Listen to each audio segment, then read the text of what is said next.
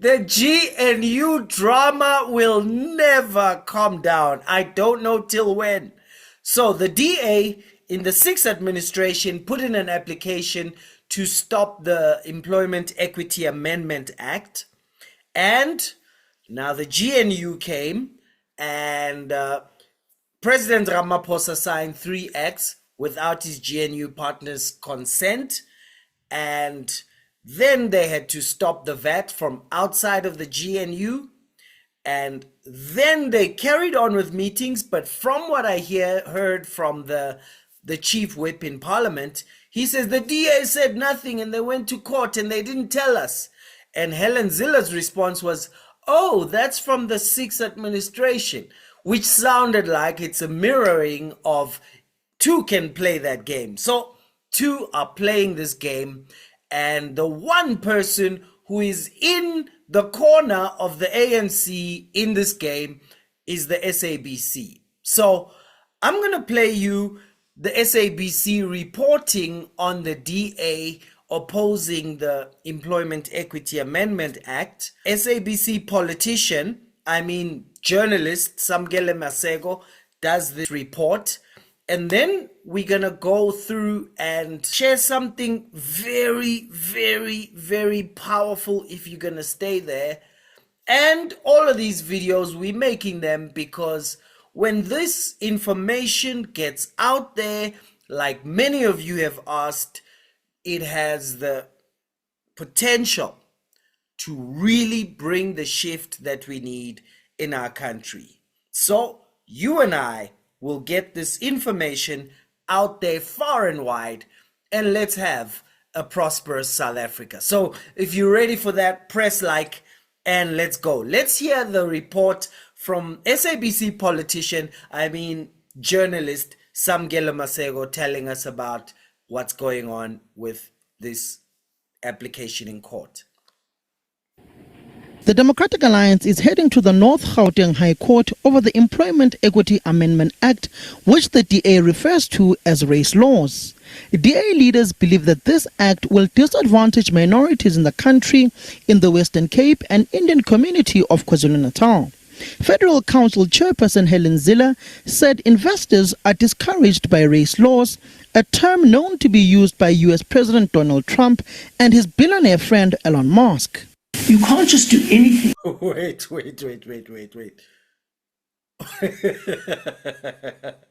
Whoa.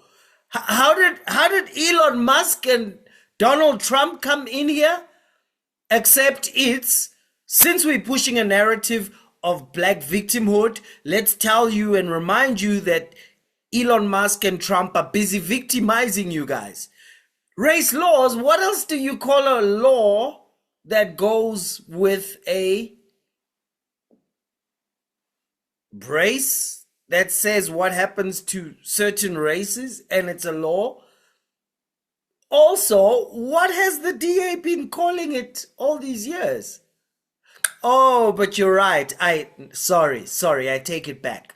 I do remember Elon Musk and Donald Trump talking about race laws last year before the vote.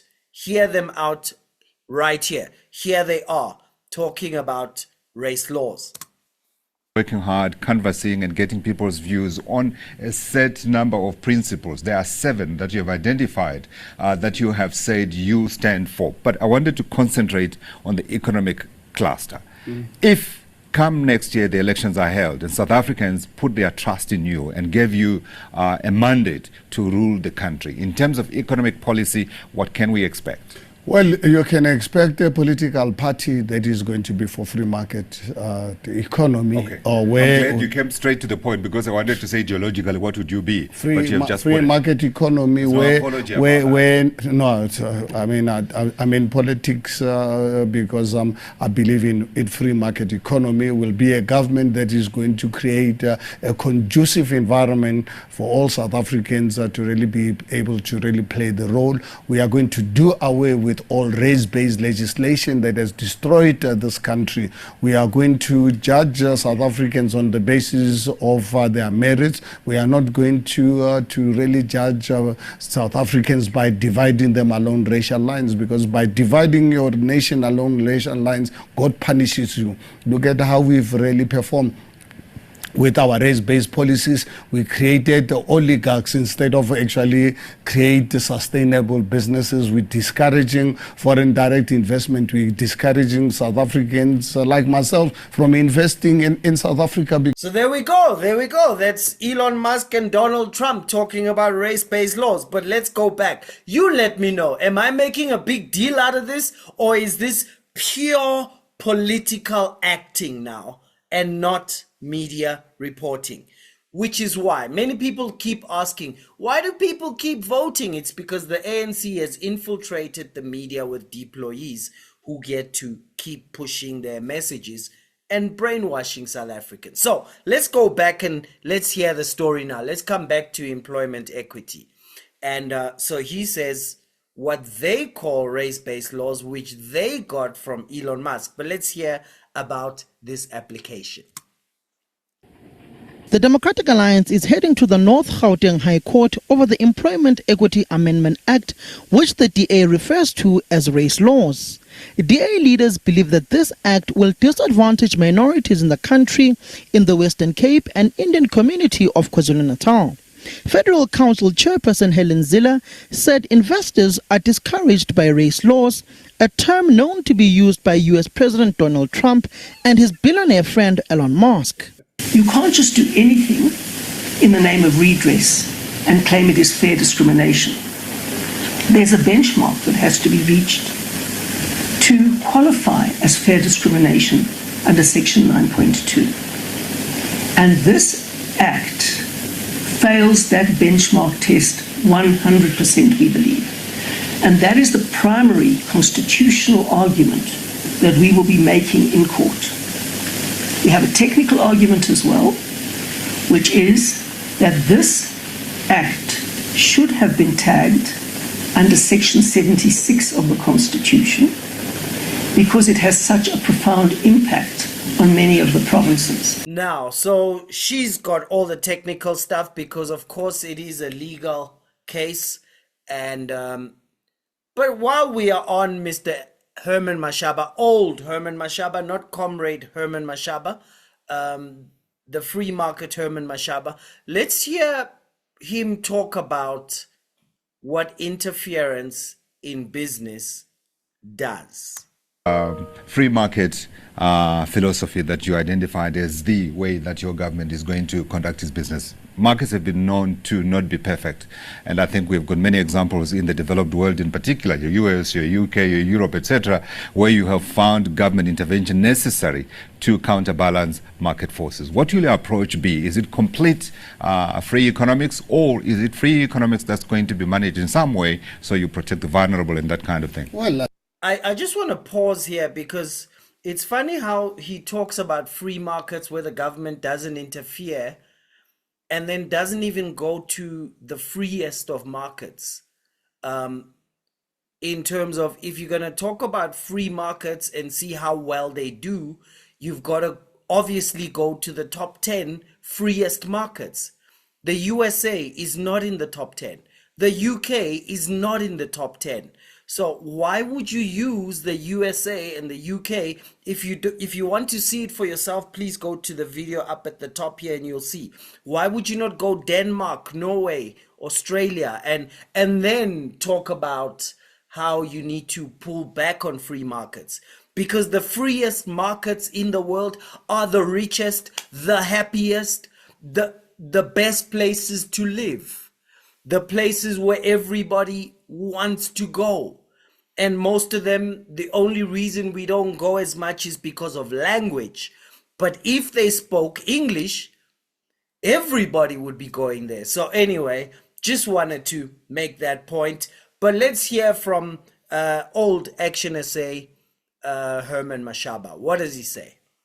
I think there's nothing that is totally in free. You need government. I mean, you can run a prosperous economy without having government, but government that leaves people alone. What you do, make sure that everyone who runs business legally, they pay the necessary taxes, they don't put money under the mattresses, they don't bring money into the country illegally, people don't steal public monies, you invest in infrastructure, make sure that you've got proper schools, you've got proper hospitals, clinics, infrastructure, public transport system, and so forth. One thing that, Godfrey, I want to make it clear to South Africans, as Action SA, no union, and I want to really be clear, Sure. No union will have a veto right on our economic policy. Action. Right. So at the application today, you had the ANC and COSATU. And he said at the beginning, government must leave business alone. What Marxists don't understand about business, either because of ignorance or arrogance or greed, is that business is very hard. The last thing you need is a small boy from a government office talking in your ear. And I say a small boy because they have never managed to run something profitable. It is very hard. It seems easy when someone does it, but it's actually very hard. So government should stay away from business. This is also according to scripture, and leave them alone so they can do the hard thing they do. And in the end, they pay taxes, they employ people, they reinvest profits. Now, Marxists will say, yo, but business is just there for profit. Business reinvests profit.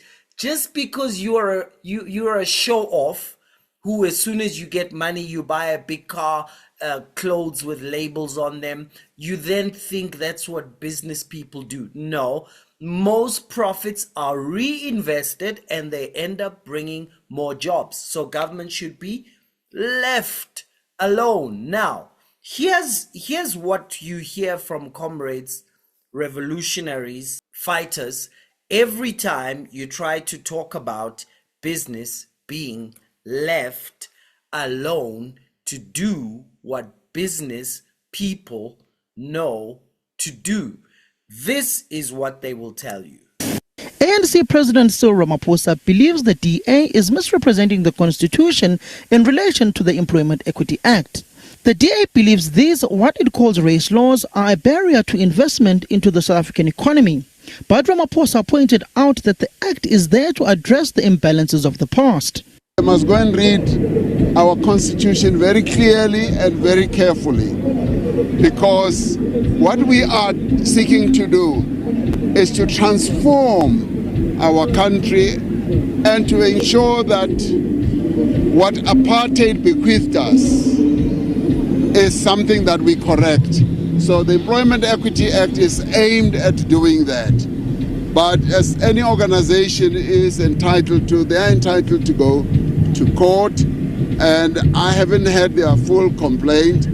I'd like them to come and explain to me what grudge they have about transformation. Okay, so grudge they have about transformation and mentioning apartheid. Okay, he's being a politician. He's saying, black people, remember to be angry, remember to be envious, remember to be victims, because I need my salary. But here's the main part I want to quote there. He's saying, we seek to, the intentions are, it is intended to. I don't know if you have heard about the Cobra Effect.